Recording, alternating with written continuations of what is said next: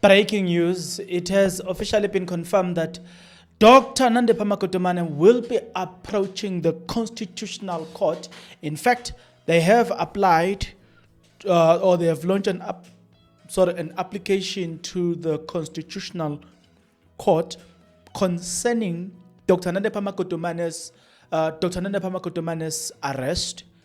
A lot of you, or most of you, must remember or should remember the fact that Dr. Nandipha Magudumane, in her last appearance at the Supreme Court of Appeal, she did state that she had an intention, or the lawyer stated that they have an intention to appeal that judgment. Okay, in case you don't know, let me give you a bit of an update concerning this. Dr. Nandipha Magudumane, together with Thabo Baxter, they left the country after Thabo Baxter escaped in a prison facility called Mangaung.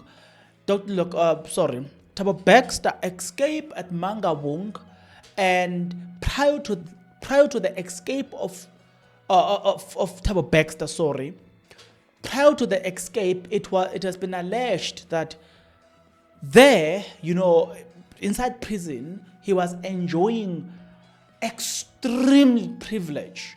We all know that because not long ago there was a video that surfaced on social media, and that video basically was showing Thabo Baxter being overseas. You know what I'm saying? Thabo Baxter overseas. So it was showing us Thabo Baxter that appeared to be overseas while he was here sitting in prison, appearing through a video conference.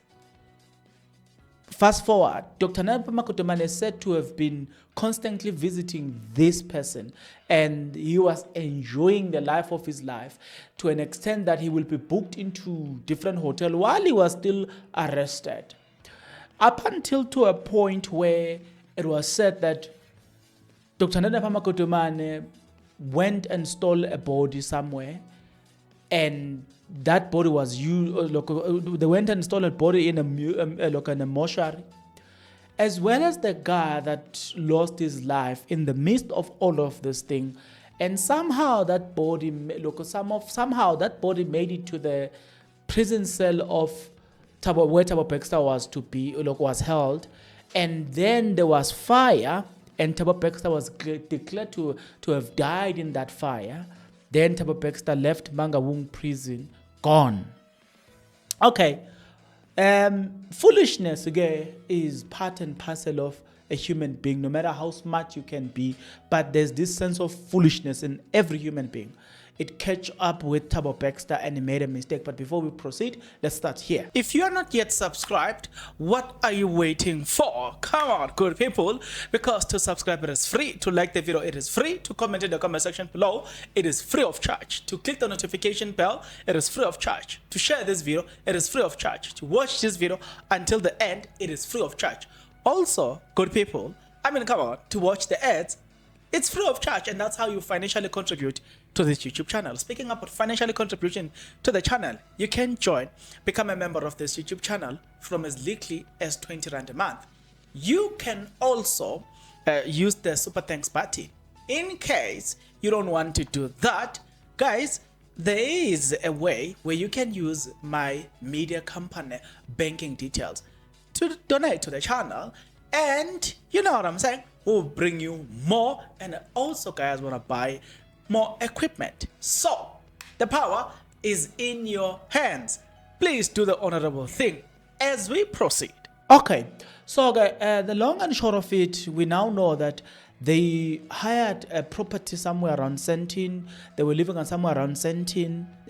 More sometimes I remember the son of Maponya, Ukulufela Maponya, once said that if you have money, even if you buy 1400, we will see that you have got money through that 1400. He was like, we know that you're going to buy the best engine, you're going to buy the best tires, you will modify the car, you will do everything to make that 1400 looks beautiful. So in essence, he was saying it's difficult to hide money. You may think that when you don't want to buy expensive things, but some way, somehow, we will see and we will know that you've got money. With that point being said, Thabo Baxter, because he had money, and that don't let anybody lie to you. Action SA at some point, they were contesting this thing that how did Thabo Baxter open an account with ABSA where he has about 831 million rand there at ABSA. Okay, so let no one fool you. That guy had money, but because he had money, he couldn't just live as a prisoner. He was seen at somewhere at Woolworth, hiding himself with inside a hoodie. But somebody noticed that, took a photo, it trended. Police did not do anything, and the state and the correctional service did not do anything until late when the matter was trending. Because they could no longer hide in this country, they decided to leave. They escaped the country all the way. They made it all the way to Tanzania, and the search intensified in this country. They were being sought after. They were then caught somewhere on their way to Tanzania. On their way to Kenya from Tanzania. They were arrested. This is where the mistake, as Dr. Nandipha Magudumane alleges, this is where the mistake occurs. She was arrested, but never extradited the right way. So, according to Dr. Nandipha Magudumane, there were a lot of laws that were violated in the process of her extradition. In other words, she was illegally extradited to South Africa. And that is exactly what she's contesting, all the way to the High Court. Now, if she, according to what I've gathered, if she can, if a court of law were to declare that Dr. Nandipha Magudumane is right, it will then mean they will have to release her from prison and they cannot charge her again. Then she walks free. That is why Dr. Nandipha Magudumane is fighting all the way to the High Court. As it has been reported by Linda Mnisi, a journalist for Newsroom Africa, when he said the following: breaking news, hashtag Dr. Nandipha Magudumane takes the extradition case to the Constitutional Court. She applies for leave to appeal against the majority judgment handed down by the SCA last month. Now, SCA ruled somewhere around mid-May, if I'm not mistaken, towards the month end of May. SCA, guys, stands for Supreme Court of Appeal, to those who doesn't know. So the Supreme Court of Appeal dismissed Dr. Nandipha Magudumane's application.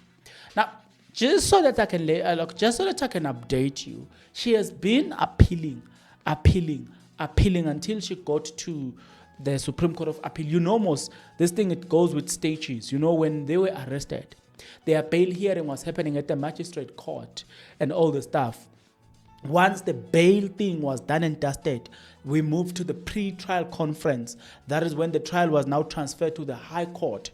From there, you know, before the case could have started at the High Court, the case of Thabo Baxter and Dr. Nandipha Magudumane and the others should have started by February, but it is being delayed by Dr. Nandipha Magudumane because she did indicate then that the case cannot proceed because she's got an appeal against her extradition.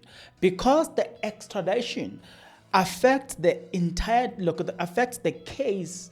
Therefore, the court could not do anything but to wait for her. Right now, everybody's waiting for him. Now that this case the application is at the Supreme Court of Appeal, if the Supreme Court of Appeal had to give a judgment before the 17th of July, it will then mean the trial that is set to start on the 17th of July will then have everything. I mean, we'll then see we'll see the day in court. We will see the trial starting, not unless otherwise something else. Pending the outcome of that. Say, for instance, the outcome say the extradition is illegal. Therefore, the case will be withdrawn. We don't know what will happen to Thabo Baxter, but the case will be withdrawn. It will then affect a lot of things. We are hoping and wishing that the outcome are received before the resumption of the trial. What else do I think you need an update on? That's at least one thing that I know that this you deserve an update on. So I will keep you posted. Other than that, let me see you on the next episode.